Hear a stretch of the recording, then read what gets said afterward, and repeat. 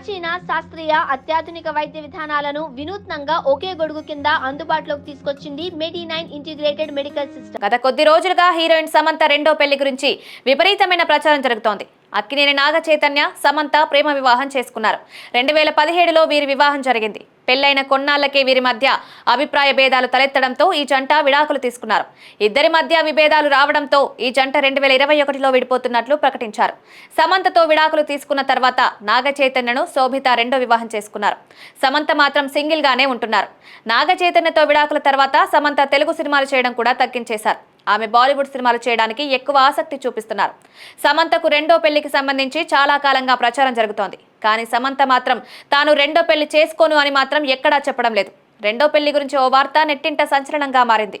గత కొంతకాలంగా సమంత బాలీవుడ్ దర్శకుడు రాజు నిడుమోర్తో డేటింగ్ చేస్తున్నట్టు ప్రచారం జరుగుతోంది.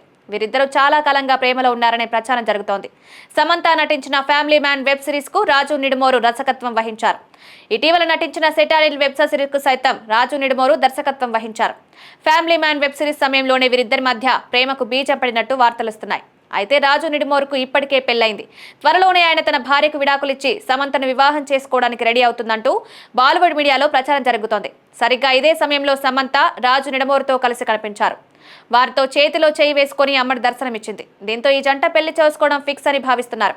తాజాగా సమంత చేసిన పోస్ట్ కూడా ఈ వార్తకు బలం చేకూరినట్టయింది. నిన్ను ప్రేమించాలంటే భయమిస్తోంది, జీవితాంతం నా చెయ్యి పట్టుకునే ఉంటావా అనే అర్థం వచ్చేలా సమంత ఓ పోస్ట్ను షేర్ చేసింది.